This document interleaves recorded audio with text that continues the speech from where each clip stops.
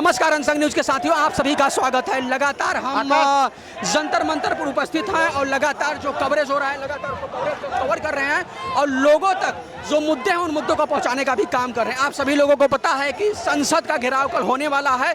अब देखने और सोचने का विषय है कि संसद का घेराव कितना हो पाता है। हालांकि आप लोग देखेंगे जंतर मंतर पूरी तरह से जहां तक आपकी निगाहें जाएंगी चारों तरफ से सिर्फ काकरोच ही काकरोच चारों तरफ से आपको दिखाई देंगे। लेकिन सोचने और समझने क्या बात यह है कि जो लोग यहाँ पर आए हुए हैं, जो लोग मुद्दे उठा रहे हैं, उन मुद्दों को कहाँ तक पहुँचाती है। क्या पुलिसिया तंत्र थे कल जो संसद मार्च जाने की तैयारी है उसको रोक दिया जाता है या फिर उन्हें जाने दिया जाता है। अब हम जिसको आप देख रहे हैं किसी परिचय के मोहताज नहीं है। अगर आप लोग फेसबुक, ट्विटर, इंस्टा, यूट्यूब पर हैं तो आप लोग इन्हें भली बात जानते होंगे। तो हम इनसे जो कल की रणनीति है उस पर थोड़ी बहुत चर्चा करेंगे और इनसे खास बातचीत करेंगे कि क्या कल देश की राजनीति में कुछ बदलाव होने वाला है या फिर धर्मेंद्र प्रधान इस्तीफा देंगे या फिर नहीं देंगे। मैं बहुत सकारात्मक व्यक्ति हूँ, हर चीज़ को पॉजिटिव तरीके से देखता हूँ। बहुत सारे लोग पहले आंदोलन में ही रिजल्ट निकालने की कोशिश करते हैं, लेकिन मैं पॉजिटिविटी ये देख रहा हूँ कि कम से कम इस आंदोलन के सहारे युवा सड़कों पर तो है। अमूमन ये आरोप लगते थे युवाओं को कि युवा केवल सोशल मीडिया पर है, सड़क पे आना नहीं जानता। लेकिन सरकार की तानाशाही ने युवाओं को मौका दिया कि वो सड़क पर आएँ। आज मैं देख रहा था, लोगों की बाइट कर रहा था कि पूरे देश भर के हर कोने कोने से बिना पार्टी के, बिना संगठन के, एक स्वतः प्रेरणा के तहत लोग यहाँ पर आए हैं। सरकार ने बुरी लकड़ी ले ली है। सोनम वांगचुक जी को यहाँ से हटा करके सरकार ने युवाओं में और जोश पैदा कर दिया, जिसका नज़ारा आपके सामने है। कल 20 तारीख है, जिस तरह से आह्वान किया गया था, मुझे लगता है कि 20 तारीख सरकार के लिए एक बुरा दिन साबित होगी। अगर सरकार की मतलब गले की फांस बन चुका है आंदोलन, अगर वो रोकती है तो दिक्कत, नहीं रोकती है तो दिक्कत। कुल मिलाकर के एक बात जो बार बार कही जाती थी कि भारत का जैन जी सड़क पे नहीं आ सकता, इस आंदोलन ने वो साबित कर दिया कि वो अपने मुद्दों को लेकर के अब सड़क पर आ सकता है।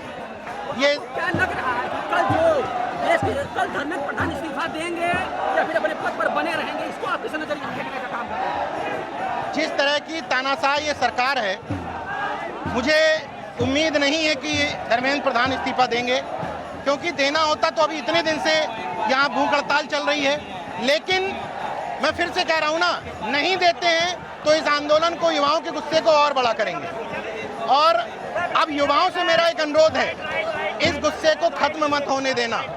देश में तमाम ऐसे मुद्दे बार बार आए जो अचानक से उबाल आता है फिर ठंडा हो जाता है। मैं ये देश के युवाओं से चाहता हूँ कि अगर आज आप गुस्से में हो तो 1 महीने बाद जाति के आधार पर, धर्म के आधार पर, पार्टियों के आधार पर बट मत जाना। इस गुस्से को सही जगह इस्तेमाल करना, ताकि सरकार को ये समझ में आ जाए कि युवाओं को छेड़ करके उन्होंने वायु को छेड़ दिया है। युवा और वायु एक दूसरे के पलट दो तो वायु बन जाती है।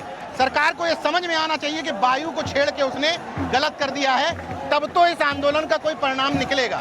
वरना अगर आप 2-3 दिन गुस्सा हो करके फिर से अपने जाति के आधार पर, वर्ग के आधार पर, वर्ण के आधार पर, पार्टियों के आधार पर वोट करने लग जाओगे तो इस आंदोलन का कोई मतलब नहीं रह जाएगा। इस गुस्से को जीवित रखना है अगले चुनाव तक। आपको क्या लगता है कि सरकार किस कॉन्फिडेंस में है? अगर आप लगातार कवरेज करते हैं, लगातार नेशनल जनमत चलाते हैं, तो लगातार इन मुद्दों पर आप कवर करते हैं, लेकिन सरकार किस कॉन्फिडेंस में है? अगर आपने देखा होगा सरकार, चाहे अन्ना हजारे की हो, चाहे अन्य जब विरोध होता था, सरकार जिनका इस्तीफा मांगती थी, दबाव बनता था तो दे देती थी। लेकिन ये सरकार किस कॉन्फिडेंस में? सरकार को सबसे बड़ा कॉन्फिडेंस है दलाल, भांड, गोडी, कॉर्पोरेट, मेलोडी मीडिया का सबसे बड़ा कॉन्फिडेंस है।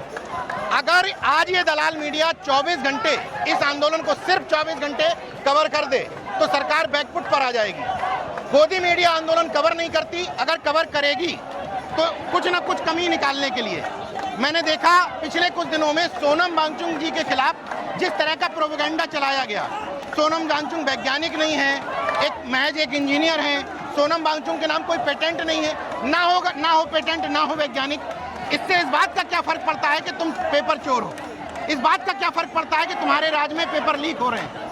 मुद्दों से भटकाने के लिए हिंदू मुस्लिम भी लेकर के आए, पाकिस्तान भी लेकर के आए, चाइना कनेक्शन भी लेकर के आए। लेकिन मैं युवाओं को धन्यवाद दूंगा कि इस बार कम से कम उन्हें अपने मुद्दे समझ में आ रहे हैं। लेकिन फिर कहूंगा इस जोश को, इस गुस्से को बना करके रखना, 2 महीने में भूल मत जाना। क्या आपको लग रहा है कि जो युवा है इस जोश को बनाए रखे रहेगा, या फिर अगर सरकार इनको संसद जाने से रोक देती है तो अपने घर की तरफ लौट जाएंगे? देखिए, अभी से लेके इलेक्शन तक जंतर मंतर पर कोई रहे ये तो संभव नहीं है, लेकिन गुस्सा निकालने के कई तरीके होते हैं। इस आंदोलन के समाप्त होने के बाद भी आप सोशल मीडिया पर लिख सकते हैं, अपनी आवाज बुलंद कर सकते हैं, वोट की चोट दे सकते हैं, अपने अभिभावकों को, घर वालों को जो अभी भी अंधभक्त बने हुए हैं उनको समझा सकते हैं। और सबसे बड़ी चीज, जब भी एक गलती हो रही है, किसान का मुद्दा होगा तो सिर्फ किसान लड़ेगा, युवाओं का मुद्दा होगा तो युवा लड़ेगा, किसी अन्य का, शिक्षकों का मुद्दा होगा तो शिक्षक लड़ेगा।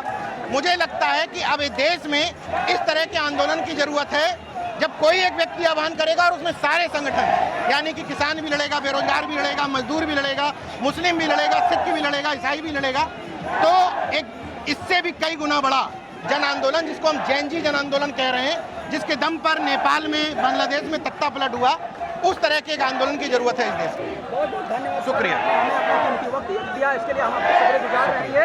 सर, आपसे हम ये जानना चाहते हैं कि जो सोनम वांगचुक सर को यहाँ से ले जाया गया, तो जो सोनम वांगचुक सर की वजह से भीड़ आई है या फिर कांग्रेस जनता पार्टी की वजह से? नहीं, देखिए, ये मुद्दा सोनम वांगचुक भी कांग्रेस जनता पार्टी के लिए और कांग्रेस जनता पार्टी सोनम वांगचुक के लिए दोनों एक ही हैं, दोनों का मुद्दा एक ही है।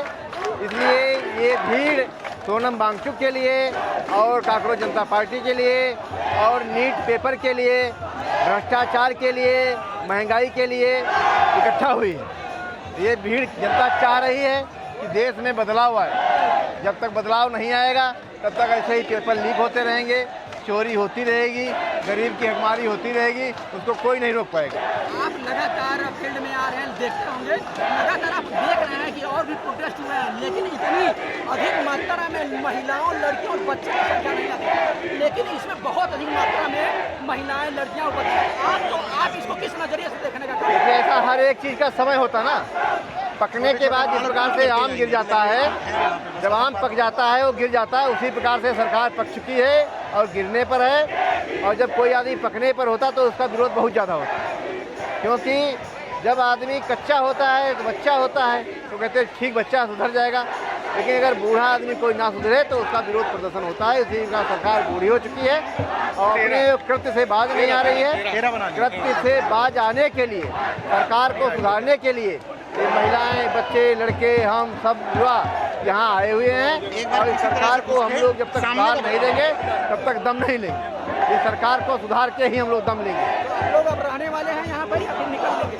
नहीं, हम लोग बराबर कंटिन्यू लोग रहेंगे और जब तक प्रधान का इस्तीफा नहीं होगा, जब तक भाजपा सरकार अपनी गलती नहीं माने, जब तक भाजपा सरकार अपनी गलती नहीं मानेगी, तब तक यहाँ से ऐसे ही आंदोलन चलता रहेगा।